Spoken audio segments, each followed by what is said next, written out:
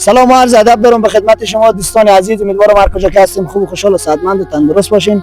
دوستان عزیز، با جمع عزیز دوستایی که شما مشاهده میکنین یک چینل ساختیم به نام طنز خندان. چینل یوتیوب طنز خندان به خدمت شما نه. امروز هم سر بودیم، به یک قریه آمدیم نمایش‌های جالب و دیدنی بساختیم. ان شاء الله تقدیم شما میشه. از چینل یوتیوب طنز خندان بیننده باشین و همچنان محمد جان علیزاده که نقش نورگل دارم. بریم دیگه چینل یوتیوب طنز خندان بیننده باشیم.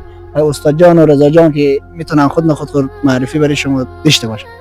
سلام و عرض ادب به خدمت شما دوستان عزیز. امیدوارم هر کجا که هستین خوب و خوشحال باشیم. امیدی که فایق جان جمال زاده برای شما گفتم. دوستان عزیز، چنل یوتیوب طنز خندان رو میتونین دنبال کنین و برنامه‌های جالب و دیدنی ما برای شما ساب میکنیم. شما میتونین بیننده باشین.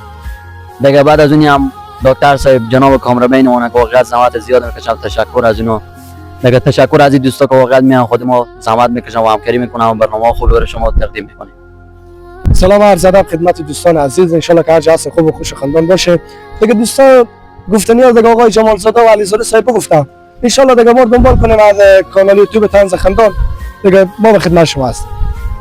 سلام خاص دارم به دوستا. دیگه گفتنی خاصی ندارم. دیگه دنبال کنن شبکه دیگه. شکران جان، شما چی گفتنی دارم برام؟ سلام دوستان عزیز، چینل یوتیوب طنز خندان فراموش نکنید. تشکر دوستان عزیز. گفتنی از دوستان هم شنیدیم. ان شاء الله هر جا هستیم خوب و خوشحال و صحتمند باشیم. کانال یوتیوب طنز خندان با این دوستا و بعضی از دوستا دیگه که امروز نامدم کار داشتم مشکل داشتم فراموش نکن. خوب و خوشحال و صحتمند باشیم.